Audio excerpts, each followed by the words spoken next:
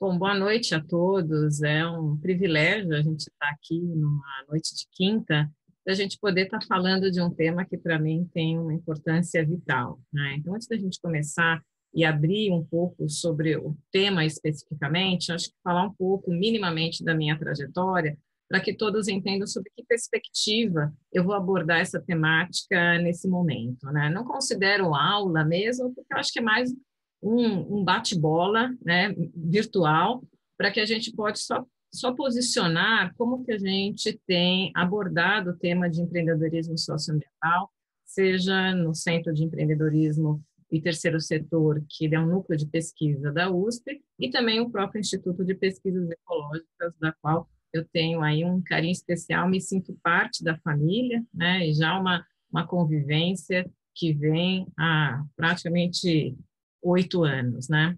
Bom, eu sou economista, alguns brincam de deformação, né? Eu também às vezes acho que sim, e que depois eu tive uma mudança de trajetória para administração, logo que depois eu terminei economia na FEA e acabei seguindo um mestrado em economia e depois em administração e tive o privilégio de estar nesse percurso encontrando professores, né, e que viraram praticamente parte da minha família, com a professora Rosa Maria Fischer. E é interessante o momento histórico onde isso acontece, porque foi exatamente na década de 90, onde a gente estava num debate bastante forte sobre desenvolvimento sustentável, onde a gente estava discutindo reforma do Estado, onde a gente começava todo o processo de redemocratização do país, e a gente estava questionando a forma como os atores, né, contribuíam de maneira efetiva ou não, a um desenvolvimento sustentável, né? Então, tanto numa reforma do Estado, onde se estabelece o princípio básico da parceria para a execução de políticas públicas, como também, dentro do contexto empresarial, também começa a se questionar o quanto que as empresas não poderiam, sim, de fato, dar uma contribuição mais efetiva.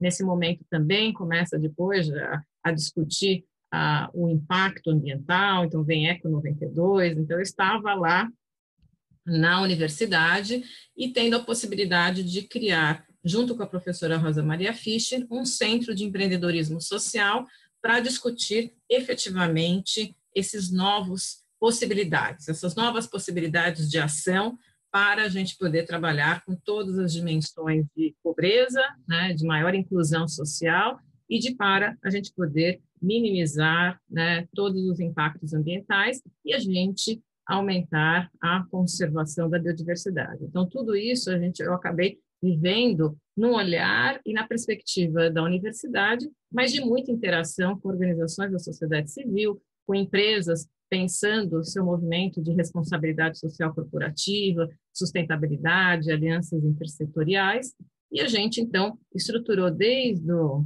final da década de 90, início na virada do século 21, programas de profissionalização de organizações da sociedade civil e temos acompanhado este movimento. Então, o que eu vou conversar com vocês é um pouco sobre como que vai emergindo novos formatos organizacionais que vão, de alguma maneira, se colocando como proposta a transformação de uma realidade socioambiental numa situação de muita desigualdade, né, que isso é uma realidade não só brasileira, mas infelizmente ela é bastante evidente, e de problemas sérios ambientais. Então, eu vou compartilhar aqui alguns slides e que depois a gente pode encaminhar para vocês, só para a gente estar organizando alguns conceitos, né? E vou tentar, claro, quando a professora tem microfone, vocês sabem que a gente se empolga. Mas eu acho que eu vou fazer uma conversa rápida de uma fala de uns 10, 15 minutos e depois a gente pode deixar um espaço para que vocês possam colocar suas questões sobre as suas dúvidas, né? Então, eu organizei aqui, só um minutinho que eu estou aqui, a nossa conversa para a gente poder falar sobre essas tipologias, como a gente tem classificado os empreendimentos sociais e a sua relação intrínseca com a geração de valor socioambiental, né? Então, acho que esse é um panorama geral da minha fala hoje.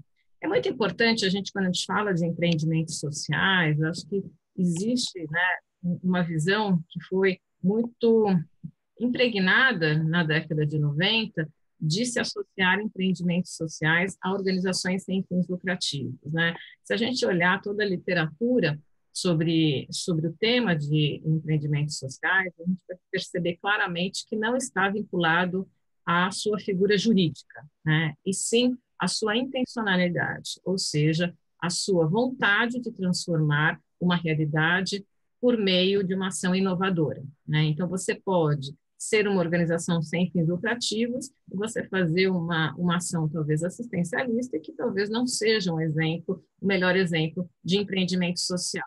Aqui, pelo próprio conceito, que já foi aí bastante disseminado, está muito vinculado à ideia, né, de pessoas, de um coletivo que vislumbram uma problemática socioambiental e criam ações inovadoras para alterar aquela situação. Então, você tem a visão de resolver o problema, né, e não só atenuar a problemática.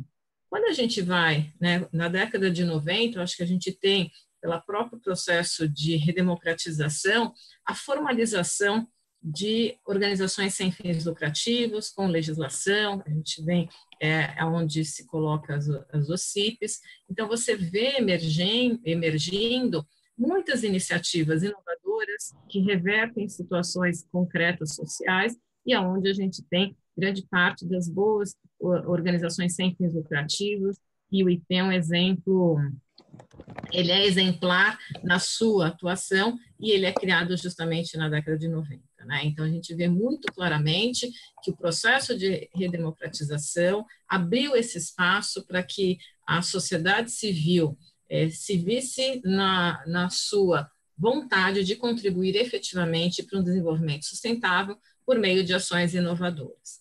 A gente percebe na virada do século XXI, então, se isso foi muito evidente, o emergir organizações sem fins lucrativos no século XX, no século XXI, você já começa a aparecer outros tipos de organizações que vão conviver muito bem com organizações sem fins lucrativos, que são organizações com uma lógica de mercado. Digo lógica de mercado porque se colocam numa perspectiva de venda de produtos e serviços e, ao mesmo tempo, gerar valor socioambiental, que é diferente de uma organização sem fins lucrativos. A sua forma de atuar não é a lógica de mercado, é uma captação de recurso, é via doação, via editais. Então, esta é uma maneira de obtenção de recursos. Um negócio, por ser negócio, ele vende alguma coisa. Ele vende um serviço, vende um produto, mas o que caracteriza os negócios de impacto social é a sua intencionalidade,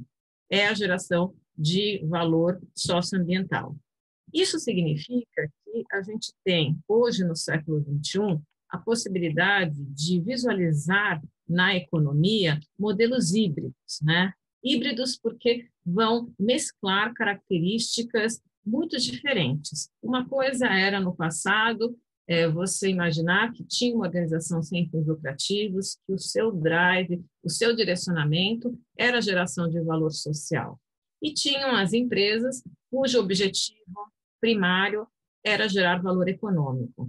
A gente está hoje num momento histórico bastante interessante, onde a questão da hibridização acontece em diferentes campos, né? Seja no campo social, quer dizer, você vê organizações sem fins lucrativos que estão fomentando atividades de geração de renda e, eventualmente, criando unidades de negócio dentro das suas organizações, e você tem empresas que hoje já têm braços socioambientais bastante fortalecidos, não apenas com o movimento aí clássico inicial de ações de responsabilidade social corporativa, depois de sustentabilidade, pensando na sua eficiência produtiva, mas também fomentando ou se relacionando com startups sociais, né, ou fomentando negócios de impacto. E você tem, como eu disse anteriormente, um tipo de organização que ela já nasce híbrida, ela já é o que a gente diz que é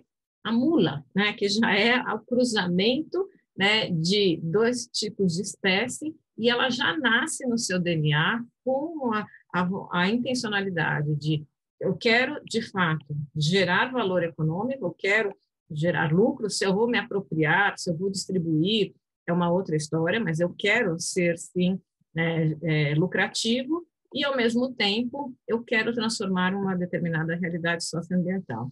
Isso, de alguma maneira, é um movimento muito rico de oportunidades.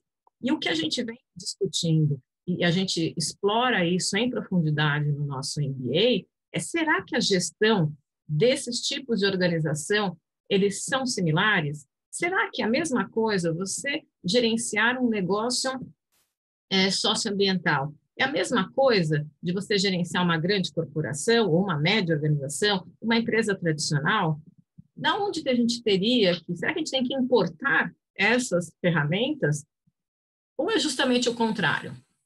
Como que eu lido com uma equipe que tem que ser híbrida, né? Híbrida no sentido de que ela tem que pensar sempre no seu impacto social, mas também pensar na sua lucratividade, né? Como que eu desenvolvo essas pessoas? Como que eu devo fazer a parte de divulgação, parte mercadológica? Quais são os indicadores que eu tenho que utilizar para mensurar o meu impacto? O que é o impacto do meu negócio? Então, acho que a gente tem um contexto muito interessante para a gente repensar.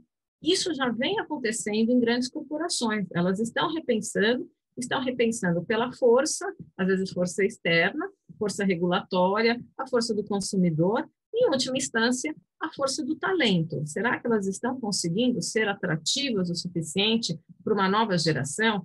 Eu coordenei o curso, eu dou aula no curso, sou professora associada, dou aula na graduação em administração, no mestrado profissional, no mestrado e no doutorado acadêmico da FEA, né? E desde a graduação, eu que coordenei o curso de graduação há 4 anos, é muito evidente essa vontade desses jovens de atuar em empreendimentos menores, em startups, né? Criar seus próprios empreendimentos ou atuar em outros. Então, você já não vê aquele sonho de consumo de pelo menos o jovem de administração de ir para a consultoria estratégica de bancos, né? Podem até ir, isso já não expressa a maioria.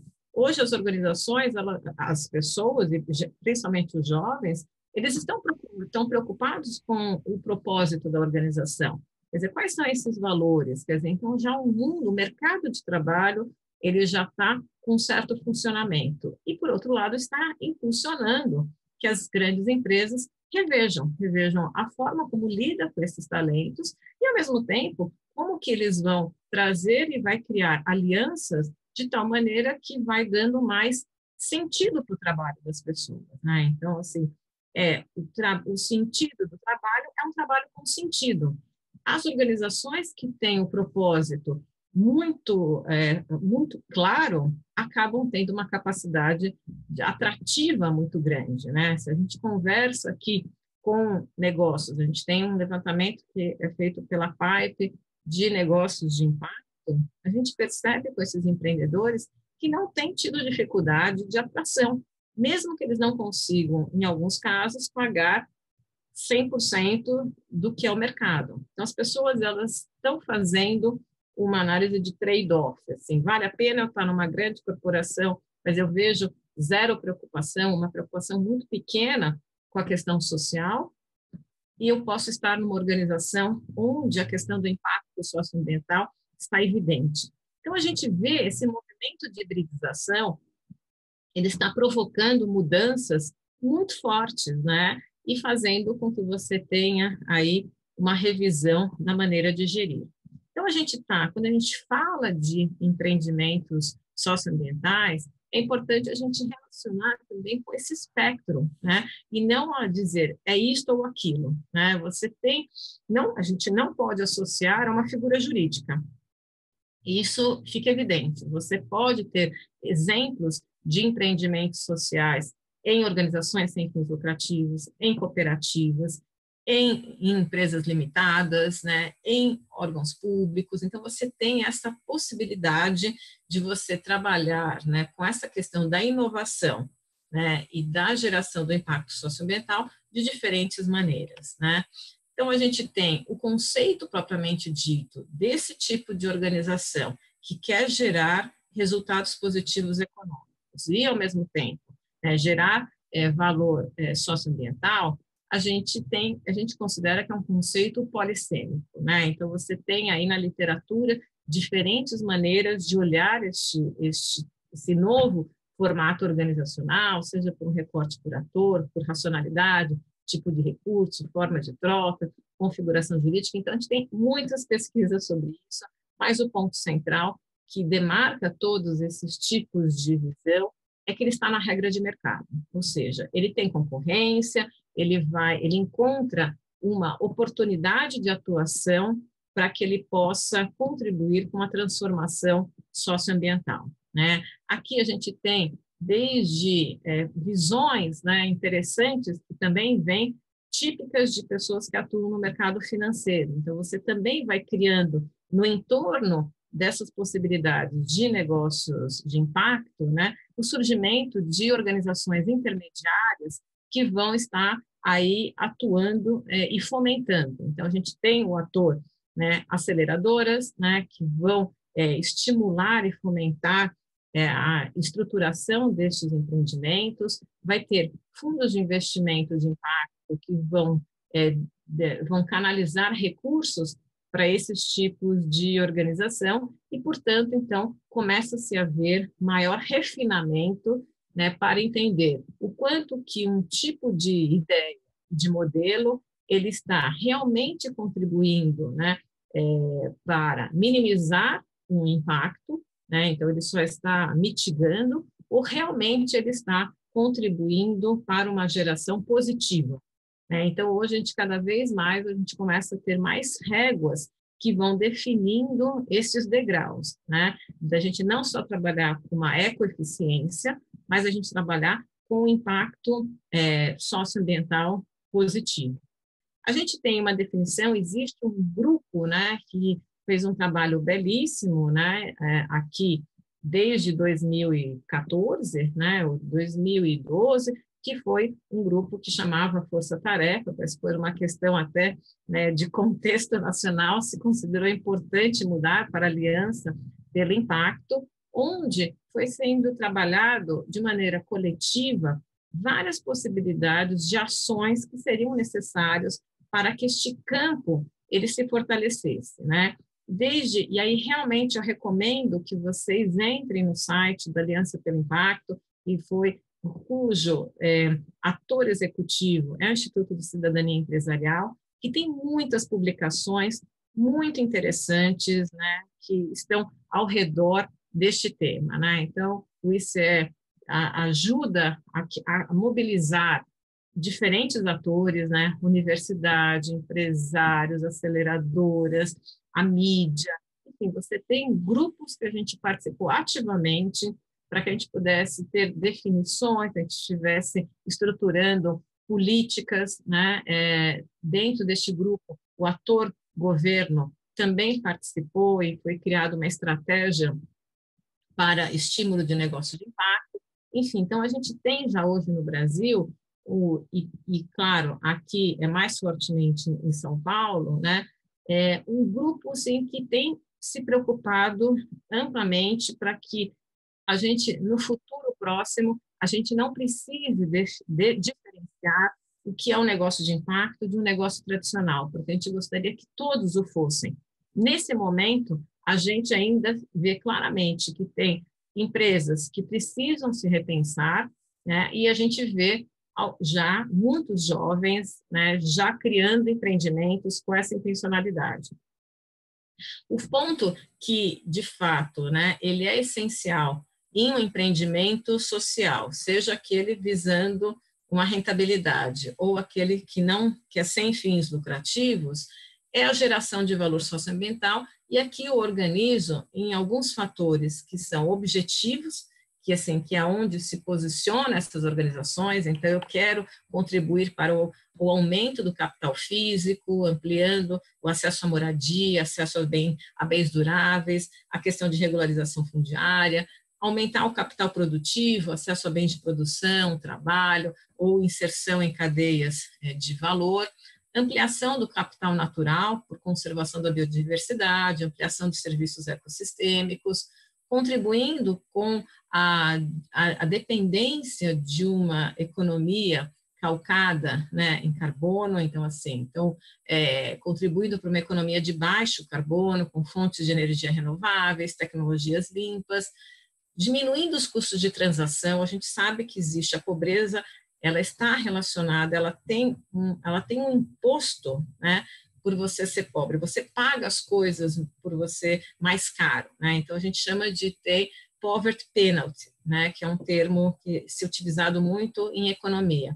E para a gente poder, né, reverter um pouco dessa penalidade por você ser de baixa renda, né, um dos aspectos é a diminuição dos custos de transação para esta população. Então, na hora que você elimina intermediários, você dá mais acesso a fontes de financiamento, acesso à informação, é uma forma de diminuir custos de transação.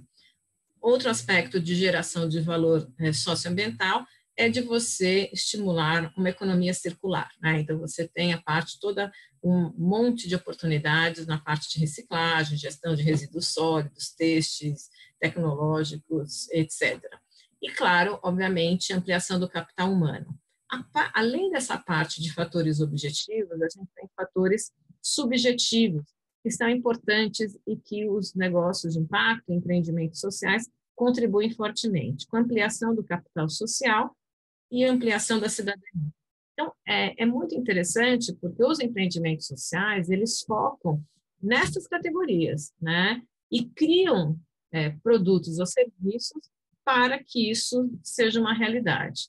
Então, a gente tem diferentes formas de você viabilizar essa geração de valor socioambiental, né? Você pode tanto focar em uma determinada população, que você consiga, você que eu digo grupo, né, e a sociedade saiba que ela é marginalizada, ela é mais vulnerável, e você inclui ele como consumidor, você direciona aquele produto especificamente para aquela população. Você pode incluir esta população como fornecedor, você pode incluir como um distribuidor, e, obviamente, você pode incluir como funcionário, né? E você pode gerar valor socioambiental focando no meio ambiente, assim, mitigando efeitos negativos, combatendo a deteriorização do capital natural e, obviamente, aumentar o capital natural. Quer dizer, dentro desse bloco do meio ambiente, a gente tem toda uma discussão de economia circular e economia regenerativa, né? De você contribuir efetivamente para a regeneração daquele capital, e não só para você zerar a conta, né? Então, eu tiro o recurso e aí eu mitigo, né? Eu acho que tem já grandes possibilidades de atuação para que você contribua para que seja regenerado aquela biodiversidade. Bom, a Fundação Boticário criou num fórum de finanças sociais do ano passado uma apresentação que eu considero muito interessante, né, quando a gente pensa na perspectiva de negócios ambientais, né, de você ter várias possibilidades de oportunidades econômicas que possam contribuir para uma questão ambiental, né? Então, ele foi pensando muito mais em modelos que mitigam os efeitos de modelo econômico de alto impacto negativo, um valor tipo 2, que seriam modelos de negócios de federação e de conservação da natureza, né? E tem muitos espaços para a gente discutir como se dá a gestão, quais são os mais efetivos, né? Quais são as dificuldades e quais são as oportunidades que a gente tem de crescimento, né? Aqui, para ir mais rápido, é importante a gente poder começar a diferenciar o joio do trigo. Tem muitos, se a gente for bastante generoso, todos os negócios, de alguma maneira, geram valor. O ponto central aqui, o que é intencional e direto, está relacionado ao seu core business, né? Daquilo que ele é só um efeito colateral daquilo que você faz e, portanto, você não tem nenhuma ação estratégica para ampliar aquilo, né? Então, acho que esse é o nosso espaço que a gente tem trabalhado nas nossas pesquisas, né? Da gente saber definir claramente, Então, tá bom, né? escuta. O que é uma atividade que está vinculado ao core business daquele negócio ou aquilo que é uma externalidade positiva, né? Eu acabo depois tendo oportunidade daqueles que vão estar conosco, né, no nosso MBA ou que fazem mestrado e doutorado, a gente começa a estabelecer algumas réguas, né, que a gente possa aí classificando os negócios de impacto, né, e os empreendimentos sociais, em amplo senso, né. Esses empreendimentos, eles podem ter uma dinâmica muito mais próxima de mercado e uma dinâmica social, e a gente pode ter várias maneiras da gente poder depois analisar. O meu tema de pesquisa e de comparações e de estudos internacionais tem sido a questão da inovação, né? E aí eu fiz aí trabalhos onde pudesse relacionar empreendimentos sociais com mais lógica de mercado. Será que eles são mais inovadores? Que tipo de inovação eles estão criando? São inovações de produto, processo, mercadológico, organizacionais, né? Então a gente fez trabalhos mapeando diversas empresas, né? A gente tem uma pesquisa chamada Brasil 27, onde a gente mapeou, por isso que eu brinquei na abertura aqui do nosso bate-papo, que eu gostaria de ter os 27 estados, porque a gente mapeou um exemplo, né, em cada um desses estados daquilo que a gente considerava negócios de impacto, né? E tem casos assim maravilhosos em todos os estados, né? Então aqui, só para dar um exemplo, tem o Solaria, que é um negócio, né, que foi criado por um canadense e que está no Brasil, que criou aparelhos auditivos, né, cuja bateria ela é recarregada por energia solar. Por que isto era inovador? Porque ele percebeu que o maior custo do aparelho auditivo, e principalmente porque quando ele chegou, ele foi para a África, enfim, ele se deparou com essa problemática lá.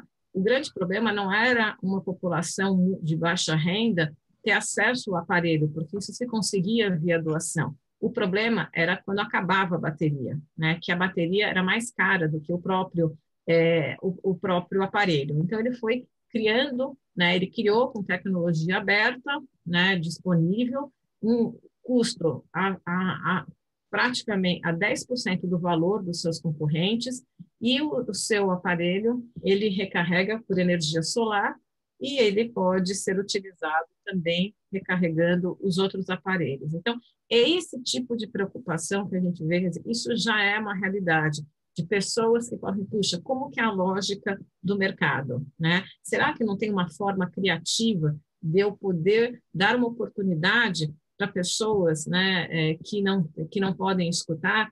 Ele, além disso, ele no seu próprio empreendimento, ele contrata pessoas com problemas de audição. Enfim, analisei diversos empreendimentos no Brasil 27 e descobri um Brasil maravilhoso, né, com muitas riquezas, oportunidades e casos que podem ser aí debatidos. Eu acho que esse é um pouco o pano de fundo do que eu queria comentar com vocês, pelo menos nessa fala inicial, e aqui, assim, pelo menos eu tenho uns 50 slides, mas o Vinícius iria me matar se eu usasse todos eles, pelo menos nessa aula, nesse bate-papo inicial. Então, eu estou aberta para a gente poder ter algumas perguntas, e se for necessário, depois, então, eu continuo a falar, né, e aí comento sobre a questão... Não, eu li aqui, é 1 hora antes de dormir. Pode ser 9, 10 horas. acho que alguém ficou com... Oi, Vinícius? Mas dá para botar 9 ou 10, 9h30. Oi, eu acho que tem alguém aberta. Bom, então acho que eu estou... Fechei aqui. Tá, eu estou aqui, então, disponível para algumas perguntas e, caso seja necessário, depois eu retomo uma discussão e aí mais focada sobre, sobre a questão do impacto, né, da gente discutir as inovações, não só as inovações, mas como a gente pode escalar essas inovações e essas oportunidades. Mas eu acho que aqui, no tempinho que a gente tem, e com tantas pessoas maravilhosas assim que estão aqui na nossa conversa, eu acho que vale a pena agora dar voz e vez às pessoas aqui para elas fazerem alguns comentários. Ok? Eu não estou te escutando. Muito, muito, muito bom. Fantástico.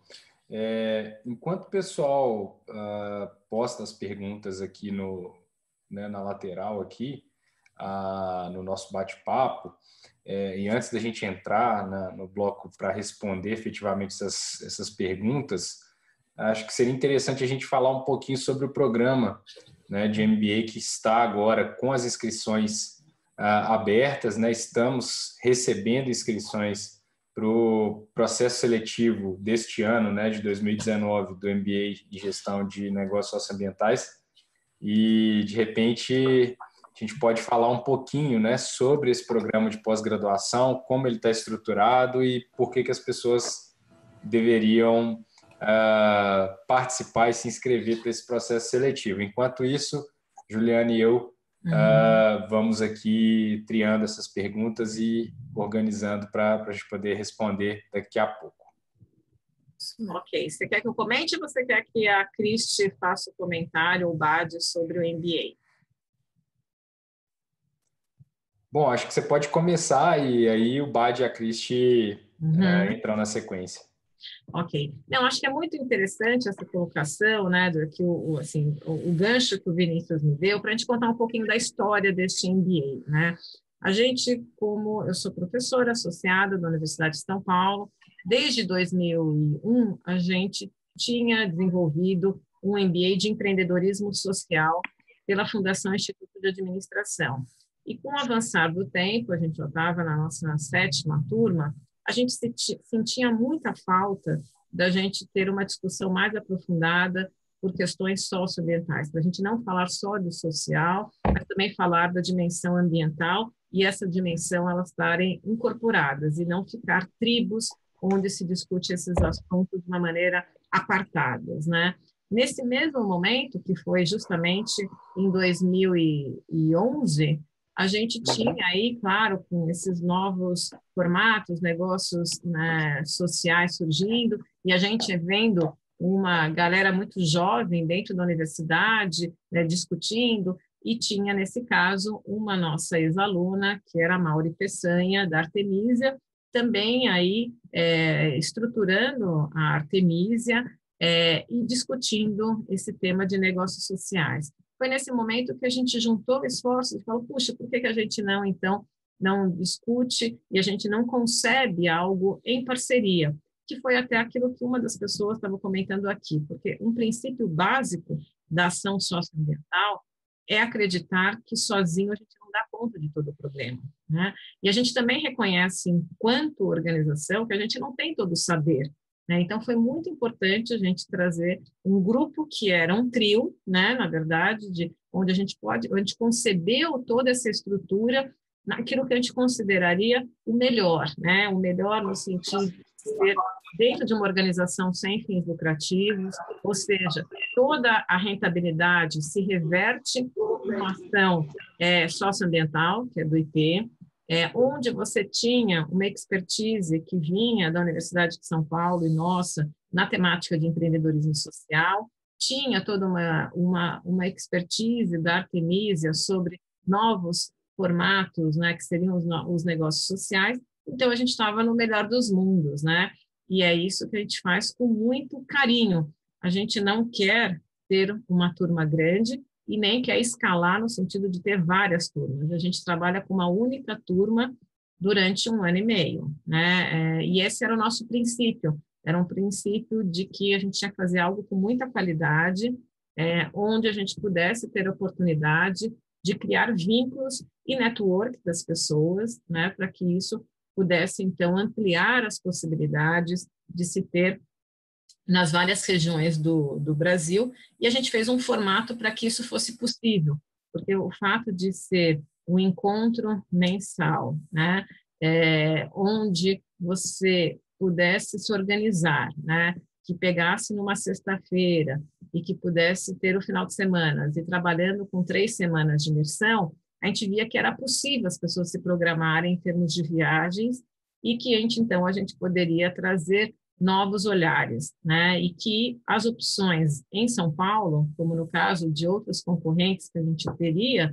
eles trabalham com uma lógica de 2 vezes por semana, né? Ou 1 vez por semana. Então, acho que impossibilitando, dificultando muito essa interação. Então, essa é um pouco essa história que a gente fez uma gestação, durou 9 meses para a gente poder criar todo o conteúdo. Foi um grupo muito participativo e a gente tem aí um orgulho enorme deste filho, né, que tem várias mães e pais.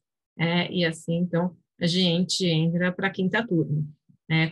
Sempre com a possibilidade de estar evoluindo no conteúdo. Então, essa é uma flexibilidade que a gente tem, que eu não tinha como coordenadora de curso na Fundação Instituto de Administração, que de fato tem aí formatos específicos para o MBA, e a gente então cria aquilo que seria o formato que a gente considera mais viável para uma realidade brasileira que não consegue fazer uma dedicação full-time, como a gente poderia ter em outros países, né?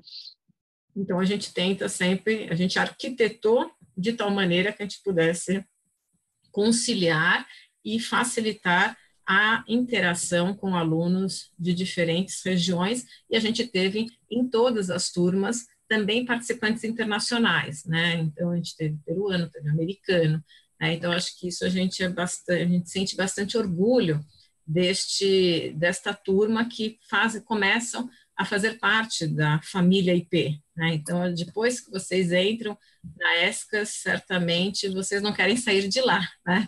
E isso a gente tem dentro dessa rede de ex-alunos.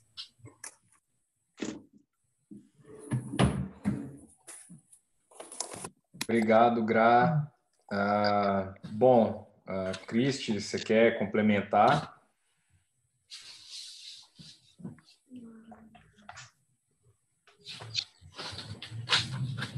Bade. Se quiser, eu posso falar. Beleza, show.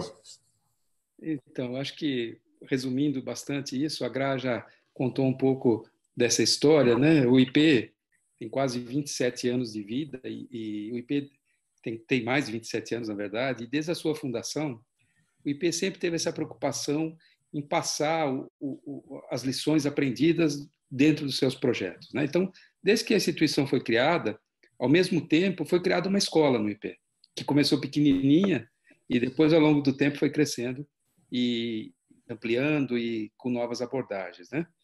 E mais especificamente nesse campo de conhecimento, nós sempre desenvolvemos projetos, né, no Centro-Sul, na Amazônia, no Pantanal, que trabalham com questões de restauração, de conservação, de biodiversidade.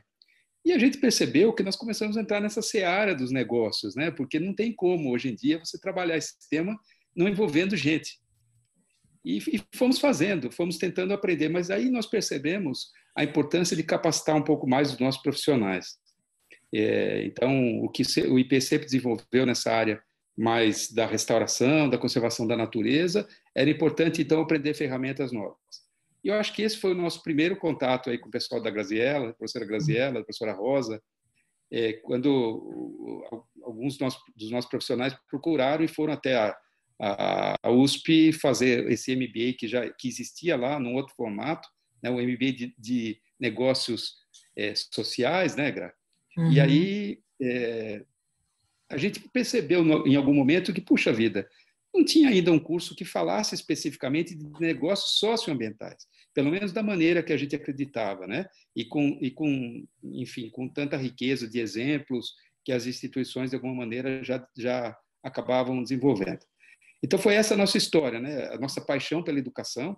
Nós temos uma escola aqui em Nazaré Paulista, que a Graziella falou bem, a ESCAS, né? Que é Escola Superior de Conservação Ambiental e Sustentabilidade, que tem um curso de mestrado, tem vários cursos de curta duração, temos parcerias internacionais e temos, com muita alegria, esse nosso curso, esse nosso MBA, que já está indo para a 5ª turma, com gente do Brasil todo. É uma riqueza enorme, a Graziella já falou, é muito legal ouvir experiências. A gente tinha o Gustavo de Pelotas, no Rio Grande do Sul, tinha o pessoal do Norte, tinha pessoal do Peru, o Steve, americano. Então, isso traz para o grupo diferentes visões, né? Traz uma riqueza também dentro do contexto de sala de aula. E o fato de ser em Nazaré Paulista, pertinho de São Paulo, na verdade, nós estamos a 1 hora só de São Paulo. Eu estou em Nazaré Paulista nesse momento, porque eu moro aqui também. Mas o fato de estar um pouco isolado, saindo do seu dia a dia, traz uma qualidade muito grande para o conhecimento, porque os professores ficam conosco, eles dormem aqui no IP conosco. Então, depois de um dia de aula, a gente sai, vai tomar um vinho ali embaixo, na lareira onde nós temos, ou se não, vai fazer mesmo um bate-papo durante o jantar, e é ali que a gente começa a criar elos, né? Criar elos entre os participantes, poder conversar um pouquinho mais com o professor. Então, até o ambiente, eu acho que ele estimula muito o conhecimento e a troca, né? Então, só para dizer que essa é um pouco da história do IP com educação, essa é a história aí do nosso namoro, que já é casamento, né, Graziela? Com certeza. E que a gente faz assim, sem divórcio, e que a gente faz com muita alegria mesmo pelos resultados, né, que a gente vem vendo. Nós acabamos de ter a notícia, inclusive, de um nosso egresso, eu vou contar essa aqui, acabou de passar no doutorado no Canadá, e escreveu para a gente um depoimento fantástico, dizendo o quanto o curso o ajudou a pensar um pouco melhor numa proposta e quanto que isso influenciou, né, essas decisões dele. Para nós, esse é o resultado.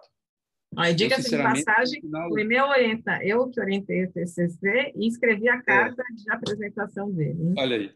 Esse é o nosso resultado maior, né? Então, isso traz uma satisfação enorme para a gente de perceber como a gente pode estar apoiando pessoas que querem esse nível de conhecimento, né? Querem fazer diferença no que faz. É isso aí, gente.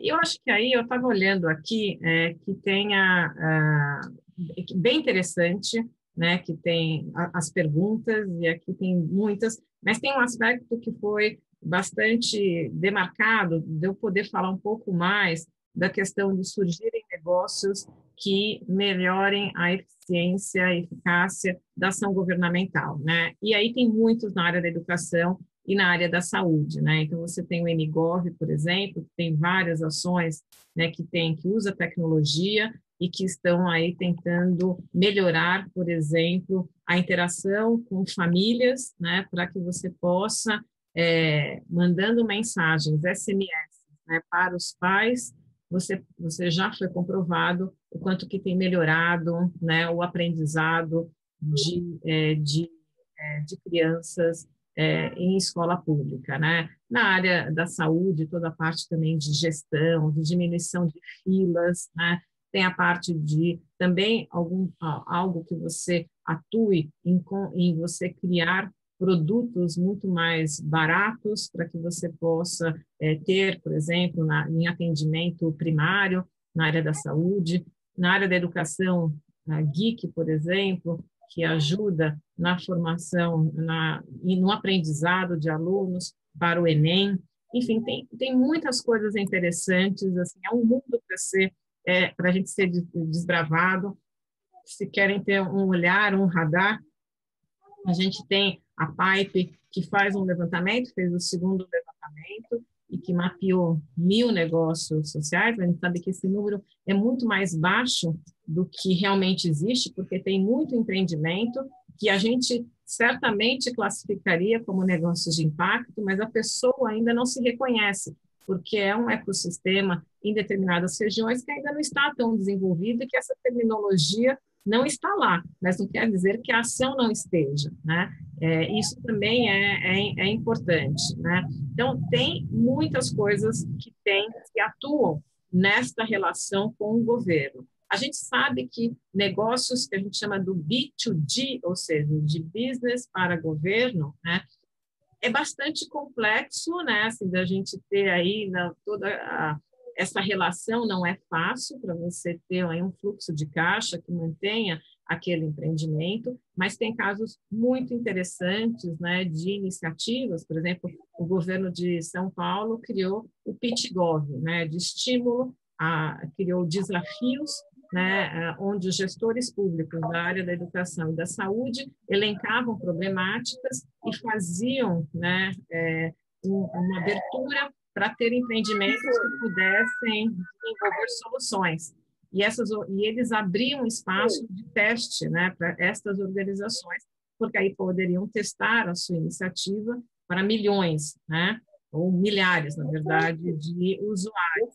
Tem isso sido uma oportunidade riquíssima, onde a gente vê um trabalho de surgir iniciativas, né, que resolvam problemas sociais, que são postos por gestores públicos, e quem financia, algumas vezes, estes empreendimentos são fundações empresariais, né? Então, a gente tem aí um ecossistema que vai, de alguma maneira, se ajustando para que você possa realmente ter um capital semente para muitas dessas ideias poderem realmente terem modelos que param em pé, né?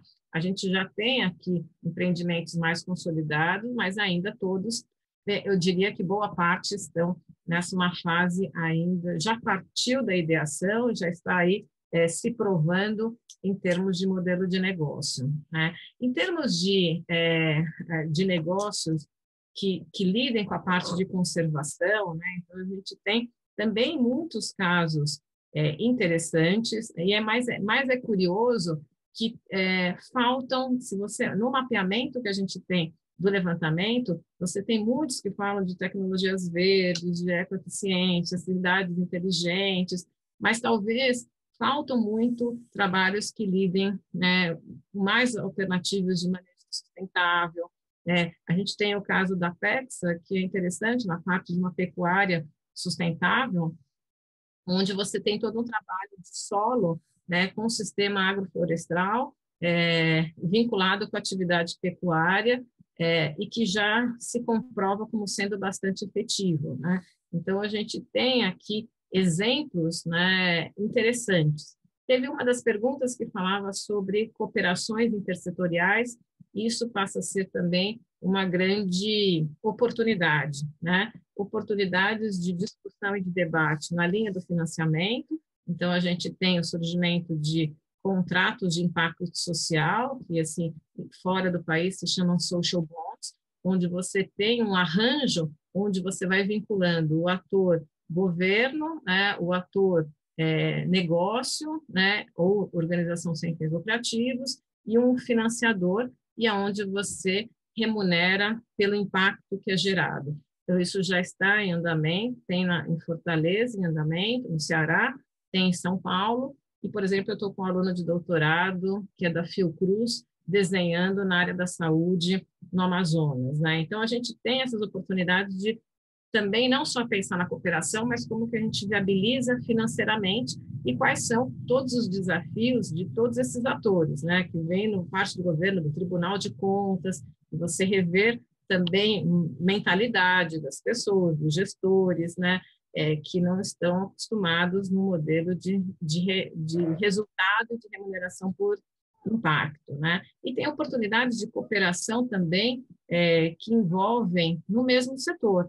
Se vê já grandes corporações atuando no mesmo território, né, visando a geração de valor socioambiental, e isso já a gente vê experiências, por exemplo, na região norte, da Ambev com a Coca-Cola, por exemplo. Tem cooperações que se dá no mesmo setor. A gente tem um caso que eu tenho assim uma verdadeira paixão mesmo, que é a Justa Trama, que é que faz a aliança de 6 cooperativas nas 5 regiões brasileiras relacionado com o algodão, né? Então, vai desde uma cadeia produtiva de fibra ecológica, né, do plantio, produção, comercialização, e que tem os princípios de economia solidária. Então, acho que tem tanta riqueza, né? Eu acho que eu tenho muito orgulho de ser brasileira, né, e de ver esses empreendimentos com todas as dificuldades que a gente está, e ainda num contexto atual bastante complicado, mas eu acredito muito no potencial de empreendedorismo, né, como, assim, da gente ser resiliente e que a gente acreditar, né, que a gente não pode se desanimar num contexto adverso, né? A gente tem que retomar e ter doses de otimismo. Acho que é por isso que eu estou na educação, porque se eu não fosse otimista, não estaria lá. Eu preparo as pessoas para o longo prazo, eu preparo esses jovens para serem futuros gestores, E eu estou no MBA e faço questão de desenvolver um MBA porque eu acredito na formação de gestores com uma mentalidade diferente, né? E que todos possam ser um agente de mudança em qualquer organização que esteja, seja a sua organização pública, e eu sou funcionária pública, seja numa organização privada com fins lucrativos, numa empresa, seja numa organização sem fins lucrativos. A questão é, a gente precisa atuar juntos e a gente precisa ser criativo para a gente conseguir a sua eficiência naquilo que eu faço, na maximização do impacto socioambiental, e quando eu estou falando de negócio, eu também manter a minha rentabilidade financeira, porque não adianta eu ter uma ótima iniciativa que ela não para em pé. Assim, enfim, enquanto negócio, eu entro numa falência. Se eu sou uma organização sem fins lucrativos, eu perco vitalidade, eu perco legitimidade, eu vou definhando, eu não consigo ampliar o número de beneficiários. Então, acho que a minha linha de pesquisa e o que eu tenho trabalhado, seja na universidade, seja com ESCAS, que a gente consiga garantir a consolidação de empreendimentos que querem gerar impacto socioambiental, com ou sem fins lucrativos. O que não pode é ser com fins de prejuízo, né? Então, assim, este é o que a gente discute para que a gente possa garantir a continuidade e perenidade dessas organizações. Eu me empolgo, gente, assim, então, mas estou querendo ser pontual, Vinícius, para a gente não ocupar as pessoas que se programaram para estar aqui até às 9 horas. E, claro, né, se as pessoas tiverem dúvidas, e depois a gente pode sintetizar e encaminhar as respostas também. Eu me coloco à disposição para fazer isso, né? Eu acho que aí tanto o Vinícius como a Juliana podem me encaminhar as questões. Perfeito, Gra. Ju, como é que a gente está de perguntas aí? Tem mais perguntas? Nós temos algumas, sim. Eu já elenquei aqui, desculpa, gente, as que por ordem, né? E eu posso ler ou a pessoa pode falar. Tem alguns que não responderam a minha mensagem privada. Não sei o que fica melhor, se eles querem que eu leia. Algumas a professora Gra já respondeu ao longo da aula. Acho que você pode ir tocando aí, Ju. Então, só um minutinho, então. Aqui tem, assim, eu vi rapidamente aqui, a Artemisa classifica como organizações, assim, com foco no governo. Uhum. Eu acho que aqui o ponto central, assim, da gente não ficar, nem a nossa preocupação, nem no MBA, e nem eu, por exemplo, como pesquisadora, a gente está muito preocupado com as terminologias, assim, terminologias no sentido ser purista na definição do que é negócio social, negócio de impacto. Assim, claro que quem tiver interesse, a gente tem, eu até tenho um texto que a gente organiza isso, de como foi essa discussão em termos internacionais, né? E se a gente traduz negócio social para social business, internacionalmente não está vinculado com o modelo mais do Yunus, né? Que não prevê, ou que considera que o empreendimento, né, com foco no social, não deveria distribuir lucro, né? Que é uma questão de princípio e filosofia do Yunus. Isso não é um consenso no campo, né? Eu acho que tem sim, como empreendedor eu posso ou não, eu posso definir se eu quero me apropriar ou se eu quero reinvestir, se eu quero eu mesmo receber algum tipo de dividendo. Então você vê várias correntes, você tem uma corrente europeia que mais valoriza a questão de governança coletiva, porque nasce a social enterprise, e a gente tem uma legislação em praticamente todos os países europeus, né, que nasce com viés de cooperativas, de você poder oferecer aquilo que o governo faz de uma melhor maneira. No Brasil e na América Latina, a gente tem vazios institucionais, ou seja, a gente tem a oportunidade, infelizmente, de você ter empreendimentos que ocupem o espaço que deveria ser do governo, né? Que é diferente de uma realidade europeia. E na realidade americana você tem um estímulo para empreendedorismo muito self, individual, entendeu? E muito nascimento por questões de pressão de sustentabilidade financeira para organizações sem fins lucrativos. Então, a dinâmica e o nascimento desses empreendimentos, ele não pode ser descontextualizado. Então, a gente tem uma realidade brasileira posta onde o drive principal era resolver problemas de pobreza e problemas ambientais. Este é um drive, e é um drive onde a gente tem um Estado provedor, mas que não consegue dar conta. Então, como a gente ajuda esse governo, né, e como a gente cria iniciativas independente do governo. Mas aqui eu acho que é sempre importante a gente colocar que a gente batalha para maior eficiência do governo, e que toda a discussão de escala envolve influenciar políticas públicas, né? Porque senão, num país continental como o nosso, não vai dar para um negócio resolver ou uma ONG resolver, né? Então, aqui a gente tem que estar mudando todos os atores. Aqui teve, assim, sobre questões de slides, a gente compartilha esses slides, e depois eu passo para o IP.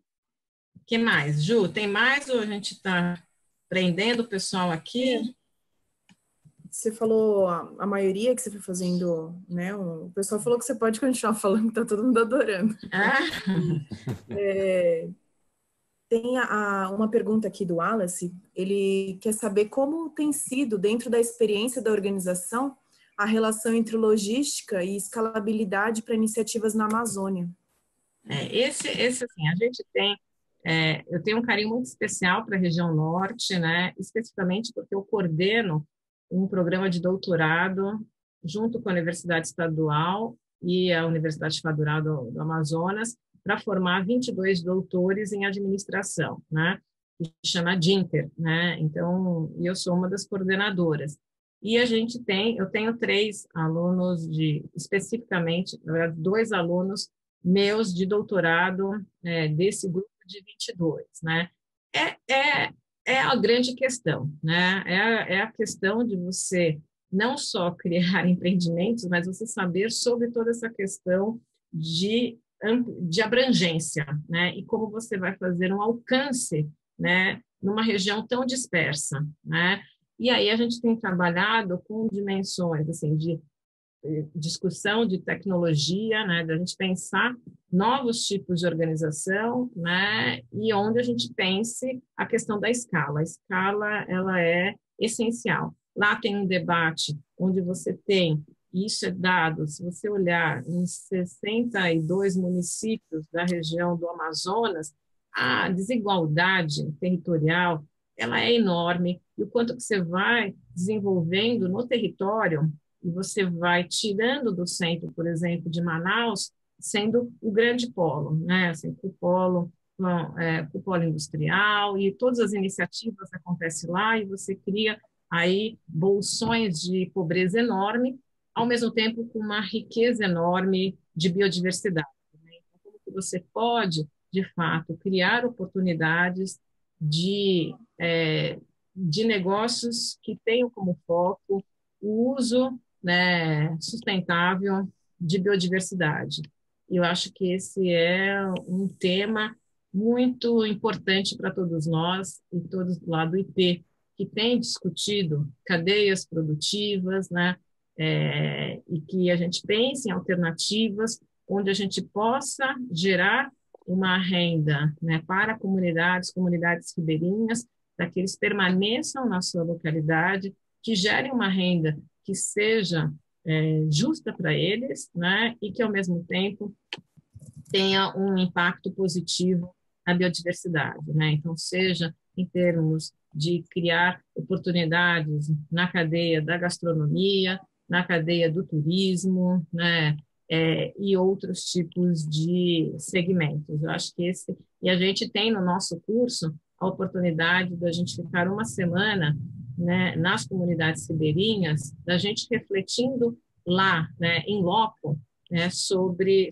essas questões, né, porque eu não sei vocês, mas eu acho que eu só me considerei brasileira depois que eu fui para a Amazônia, né? Assim, então, acho que é uma coisa para mim muito forte isso, e que eu, super urbana, né, paulista da Gema, não poderia imaginar o que é aquela realidade, senão se fala num discurso. Então, acho que a gente tem que, sim, pensar, né, de como a gente faz com que aquela floresta fique em pé, né, e que você crie estímulos para aquelas comunidades serem os grandes embaixadores dessa temática, né, porque senão a gente sabe, né, aí os dados que a gente tem ambientais que saíram, né, nos últimos tempos, ele é bastante preocupante.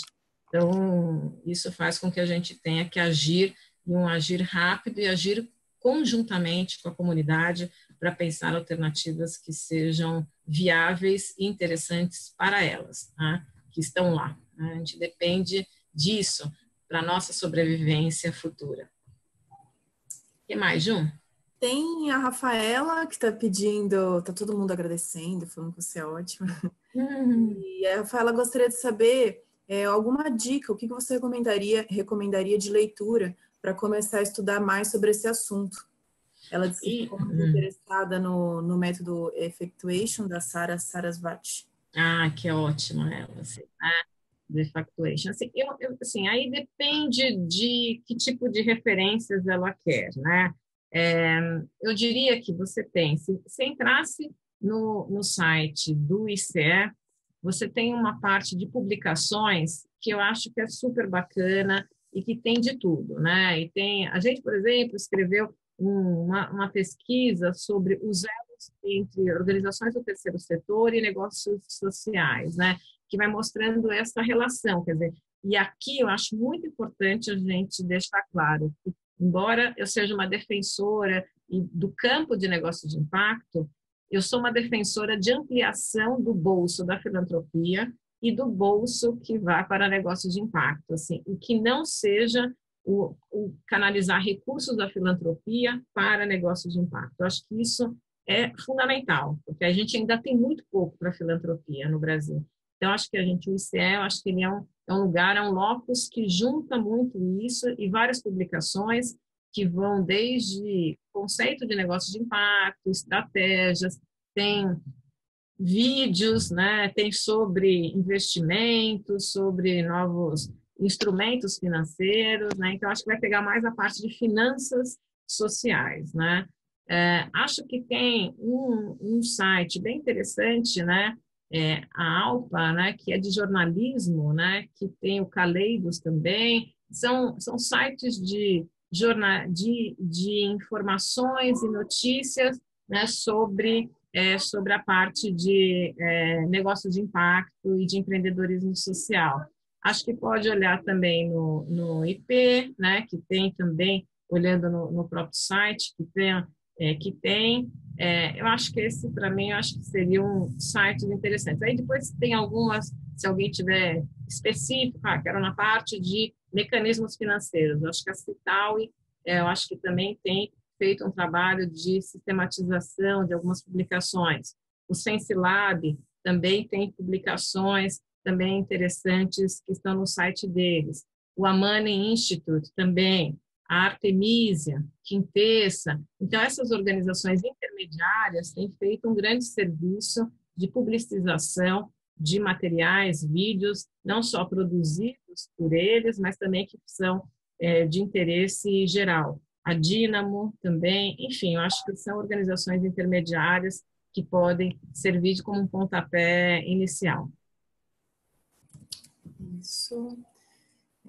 Tem mais algumas perguntas, mas eu não sei em relação ao tempo se... Então, Ju, antes da gente entrar em novas perguntas, tem algumas perguntas que chegam em grande quantidade por e-mail e eu acho que a gente poderia aproveitar o ensejo aqui exatamente para entreter essas perguntas aí. E a maioria delas diz respeito ao prazo dessa seleção, né, para essa turma que começa agora no segundo semestre. Tá? Então, pessoal, anota aí, tá? O prazo é o dia 23 de setembro de 2019. Agora, não é porque falta aí cerca de um mês e meio que dá para deixar para depois, tá? É bastante importante que, se você está considerando fazer parte dessa próxima turma, que você já faça a sua inscrição o quanto antes, ok? Eu já mandei o link de inscrição para você que está inscrito aqui na aula magna, tá? Mas se você digitar aí no seu navegador mba.ip.org.br/2019, então repetindo, MBA, né? mba.ip.org.br/2019, você cai lá na página de inscrição, lá você vai inserir seus dados e aí você vai receber uma confirmação e depois a Rô, que inclusive eu quero ver se a gente consegue trazê-la de volta aqui. Ela teve um probleminha na internet, mas vamos ver se ela consegue entrar aqui para dar um oi para vocês. A Rô vai então passar para você todas as instruções, todos os detalhes sobre esse programa e tudo sobre a sua participação no processo seletivo. Tá certo? O que você precisa reunir, documentação, tudo certinho. Diga, Gra. Não, então, que eu vi uma pergunta aqui que eu tinha esquecido de indicar esse site que eu acho sensacional, que foi Origens do Brasil, que é um site que é puxado pelo Imaflora e que foi aí estruturado em parceria com organizações, com outras organizações sem fins lucrativos, como o IP, IDESAN, o ISA, e que vai trabalhar e vai mostrar como grandes corporações podem ir se conectando de uma maneira mais justa, né, na relação com comunidades, né, e comunidades tradicionais. Eu digo isso porque o Felipe comentou sobre Natura, e lá tem casos bastante interessantes. E vale a pena vocês, por exemplo, acho que um caso que eu acho sensacional é da Mercur, né, que repensou a sua organização e trabalha com borracha, né, nesta relação com comunidades tradicionais e está num repensar mesmo maior do que eu faço, de como que eu trabalho com meus produtos. E tem todas as outras, né, tem empresas que podem servir de exemplo, e lá você sabe exatamente a comunidade que fornece, o que fornece, então faz um rastreamento da origem da matéria-prima. Show, show. Só complementando então, pessoal, a informação, então, o dia 23 de setembro, tá? Agora, como a seleção se dá em fluxo contínuo, é bastante importante que você, então, já entre lá no site que a gente colocou. Eu vou até colocar o endereço aqui no nosso bate-papo, beleza? Tá aí, ó. Opa, peraí que eu quero mandar para todo mundo. Todos. Tá aí, ó. E você consegue, então, fazer essa inscrição lá imediatamente. Enquanto a gente se fala aqui, você já vai lá, preenche seus dados rapidinho e garante, então, que você vai estar participando da seleção desse ano para poder disputar a sua vaga na próxima turma. Lembrando, pessoal, que como a professora Graziella já destacou hoje, não são turmas anuais, tá? Se você perder essa seleção de agora, não significa que você vai ter uma chance ano que vem, não. Porque você não vai ter, tá? A gente tem que ser bem direto aqui e falar exatamente as coisas como elas são, né? Então, se você já sabe que essa área é importante para você, que isso vai ser importante na sua carreira, que isso vai significar um ponto importante para você progredir, né? Para você realizar coisas que você está sonhando aí em fazer, mas sente falta, né, dos subsídios ali, do conhecimento necessário, você vai então fazer sua inscrição agora para poder entrar. E aí, a outra pergunta que a gente tem recebido em grandes quantidades aqui, o que acontece, pessoal? É a questão da condição dos preços e condição de pagamento. Então, eu vou passar para a Rô, tá? Que tem todos os números aí na ponta do lápis para passar para vocês, tá? Então, Rose, você quer passar para a gente aí em detalhes o preço para quem for participar dessa próxima turma, as condições? Claro, quero sim, Vinícius. Então, pessoal, o MBA ele tem duração de 18 meses. Então, a mensalidade é no valor de R$ 1.980. O curso fica, a matrícula no valor de 1.980, mais 18 parcelas também de 1.980. Eu vi uma pergunta aí, uma pessoa perguntando se para pagamento à vista tem desconto, não é isso, Vinícius? Sim, nós conseguimos parcelar em até 3 vezes, com desconto de 3%, então seriam 3 parcelas de R$ 12.163, ou para pagamento à vista, 5% de desconto. E aí o curso ficaria no valor de R$ 35.739. Eu acho que tem uma questão, uma pergunta, que falou sobre modalidade EAD. Infelizmente, a gente não trabalha, né, integralmente 100% EAD. O que a gente fez e a gente reformulou para esta nova turma é que, para viabilizar a vinda de pessoas de outras regiões, a gente está fazendo encontros a cada 2 meses, né, e não todo mês, porque no mês que a gente não se encontrar, a gente vai fazer à distância, né? Então, a gente tem... Só que, para a gente, é fundamental o encontro presencial, né? Então, você tem as semanas de imersão e tem os encontros bimensais em Nazaré Paulista, que é uma forma de maior conexão e criação de vínculos com os participantes, né? E entre eles, porque a gente já acompanhou as turmas passadas e as oportunidades de ações conjuntas e colaborativas, ela é incrível e, assim, tem feito muito. Então, eu que coordeno muitas turmas de MBA, coordenei do empreendedorismo social, e estou da ESCAS, a gente sabe que o que mais interessante no MBA não é tanto escutar coisas novas. Eu acho que vocês vão ver conceitos diferentes orquestrados de uma maneira diferente. Vai validar muitas coisas do que vocês fazem. Então, a gente faz questão de ter turmas com formações muito diferentes. Quanto mais diversa é a turma, mais é um indicador de sucesso do resultado, onde a gente pode pegar as suas competências de cada um e, no coletivo, ele se transforma, né? Então, a gente quer dar sentido e significado para aquilo que vocês já fazem na prática, né? Eu acho que é aquela questão de que eu começo a dar mais valor ao que eu faço quando ele é legitimado por este coletivo, né? Então, para a gente é muito importante o contato presencial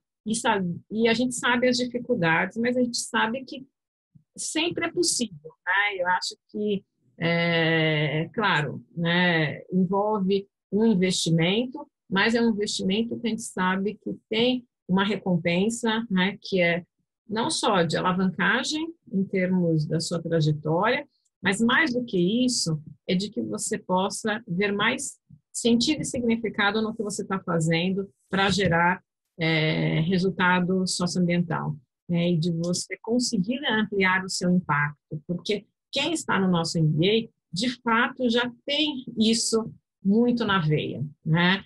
A gente não vai despertar o propósito para as pessoas, não vai vir uma pessoa que nunca, né, pensou no impacto, mas é como que ela pode ampliar essas mudanças. Eu acho que esse vai ser o foco do nosso MBA. Tem sido isso em todas as ações da ESCAS, mas a gente pensa no MBA em como você cria uma gestão, ou você pensa na dinâmica das organizações para ampliar o seu impacto, seja uma grande corporação, seja uma organização que você está estruturando naquele momento, seja uma organização sem fins lucrativos, seja uma organização pública. Bacana.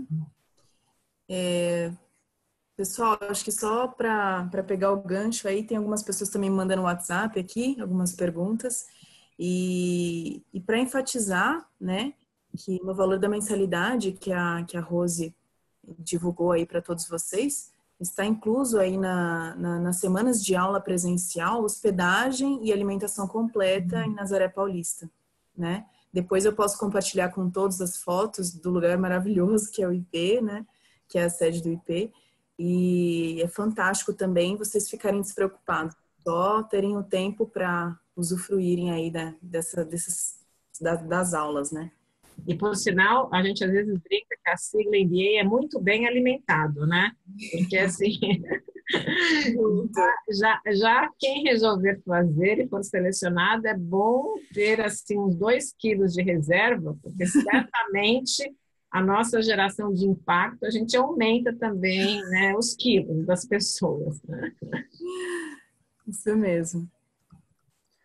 Bom, pessoal, e além disso tudo, é importante a gente destacar aqui também a questão, né, do formato, tá? Então, nunca é demais a gente falar sobre essa inovação agora para essa próxima turma, que é o Blended Learning. Então, a gente vai ter essa carga horária dividida, né, em módulos alternados presenciais e online. Isso traz uma flexibilidade muito maior, economia de tempo, dinheiro, esforço, né? Então, muito menos deslocamento aí. E só que tem uma questão muito importante, que é a semana de imersão. Então, eu queria que a professora Gra trouxesse mais detalhes, o que é essas semanas de imersão que acontecem durante o curso, o que acontece nelas e por que elas são tão importantes. Eu acho que, assim, primeiro a gente sabe que a turma ela é formada, ela tem um capital social, né? Ela traz competências, né? Então, acho que é importante a gente conhecer cada um e saber aquilo que cada um vai contribuir para o crescimento do todo, né? Então, acho que a primeira semana é uma semana onde a gente vai discutir basicamente em que mundo estamos, né? E o que a gente tem pela frente em termos de oportunidades. Então, é uma discussão onde a gente vai cada vez mais aterrissando no tema de gestão de empreendimentos sociais. E a primeira semana ela é a mais de nível mais de discussões mais macros, né? A segunda semana de imersão, que seria em meados do curso, né?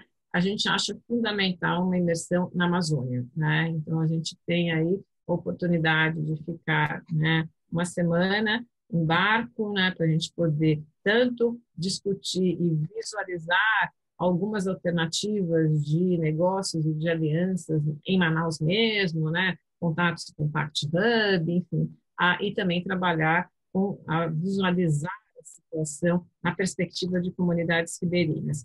E a última semana do curso é uma de fechamento, que na verdade é um ponto e vírgula, na verdade, né? Não é um ponto final, onde a gente faz uma amarração, onde os alunos também compartilham os seus projetos, né, daquilo que eles desenvolveram, e aonde a gente vai discutindo, e agora, José, né, como que a gente sai deste percurso, né, de muita troca, né, e vivências depois de 18 meses. Fantástico, muito bom. Bom, pessoal, nosso encontro aqui está maravilhoso. Acho que muita informação, muito conhecimento sendo trocado aqui, com muito desprendimento aí pela professora Graziella. É sempre um prazer, né? A gente está em companhia aí de pessoas desse quilate, né? Que trazem uma contribuição com toda essa qualidade. Agora, até as coisas que são boas e muito agradáveis, como essa aula, elas têm que chegar a um fim em algum momento, né? A gente está se aproximando aqui do nosso limite de tempo, infelizmente. Eu já soube que teve muita gente que tentou entrar e não conseguiu, né? Devido ao limite aqui nosso de capacidade mesmo. Então, já falo de antemão, a gente vai sim colocar a gravação no ar, tá bom? Assim que essa gravação estiver disponível para a gente aqui no back-end, a gente já vai subir para o YouTube, vai mandar o link para vocês por e-mail, vocês vão poder assistir, ver, rever quantas vezes quiser. Daí a professora Graziella vai me passar também o material, e aí eu vou colocar um linkzinho lá na descrição para vocês poderem acessar esse material, baixar, acompanhar junto, beleza? Assim como todos os links importantes, incluindo o link de inscrição no processo seletivo, né? Se você ainda não se inscreveu, vai lá agora, enquanto a gente está falando aqui, não perde tempo, tá? A Rô realmente não conseguiu entrar hoje por uma questão na rede interna lá da casa dela, eu acho, ou não sei onde ela está agora, mas ela realmente não conseguiu conectar. mas não tem problema. Você se inscrevendo, ela vai entrar em contato com você, vai te dar todos os detalhes, beleza? Para você estar com a gente, senão acho que só em 2021, né? Vai ter a próxima oportunidade, acho que não é muito legal esperar até lá, beleza? Então eu vou ficando por aqui, vou passar a palavra para frente aí para a nossa equipe se despedir de você, e deixo também meu agradecimento genuíno para você que nessa quinta-feira à noite reservou essa 1h30 para estar conosco aqui, tá bom? Espero vê-los lá na nossa próxima turma no campus de Nazaré Paulista. Legal, pessoal. Bom, quem não conseguiu aí ter a resposta ao vivo, fique tranquilo que a professora Gra vai responder todo mundo por e-mail. Eu vou fazer essa ponte com ela, tá? Então, todo mundo vai ser respondido. Obrigado aí por vocês terem participado aqui com a gente. E estou no WhatsApp, estou no e-mail, estou aqui à disposição de vocês, tá bom? Obrigadão. Acho que eu posso também. Ô, Gra, acho que é melhor você ficar por último. Tá bom. Você é a nossa principal aqui na nossa conversa. Mas é mais para dizer que foi muito legal estar aqui com vocês. A gente acompanha o curso de perto. Eu vi algumas perguntas, as semanas, não só de imersão, mas as aulas presenciais são mesmo na sede do IP, e eu acompanho essas aulas também. Aliás, é um grande aprendizado para mim também, e uma satisfação de encontrar essas pessoas todas, né? Como a Gra bem colocou na palestra dela, o ganho é a troca, e é uma troca imensa, vale a pena realmente a cada segundo que a gente está com o grupo, né? E dizer que foi muito legal. Obrigado, a gente vai se encontrar aqui em Nazaré Paulista, tá bom? Um grande abraço a todos, obrigado, gente. Boa noite, pessoal, obrigada. Muito obrigada, Grazi, mais uma vez. Maravilhosa sua palestra, aula, super bacana, inspiradora. Bom, também aproveitar para me despedir, assim, é um privilégio estar aqui, assim, lamento da gente não estar ao vivo e a cores, né, porque eu acho que a questão, existe uma troca energética que passa por esses contatos presenciais, e a tecnologia é ótima, mas ela não permanece, ela não satisfaz integralmente as minhas necessidades, né, que é esse de dar um abraço coletivo a todos. Eu espero que aqueles que possam estar conosco vai ser um privilégio, e aqueles que não tiverem, a gente está à disposição também, né? Então, a gente tem essa abertura. Eu, como professora da Universidade Pública, eu sirvo a todos vocês, né? Então, eu realmente estou à disposição para trocas, né? E, enfim, né? Quem vier em São Paulo, podem vir me visitar também, tá bom? Espero vê-los, né? Em Nazaré Paulista, em outubro. Tchau, boa noite. Boa noite. Boa noite, muito obrigada. Estava ótima a palestra, gostei muito. Vou tentar fazer o possível. Boa noite. Bom, gente, foi um prazer estar aqui. Nós seguimos à disposição. Venham conversar conosco, venham a Nazaré Paulista. Eu tenho certeza que se falta alguma coisa de encantamento ainda pelo curso, presencialmente vai ser completo. Tá? Boa noite a todos. Bom, pessoal, beleza? Obrigado a todos. E aí, então, a gente volta a se falar aí por e-mail, tá? Com o link da gravação. Grande abraço. Felicidades aí. Esperamos vê-los na próxima turma do MBA.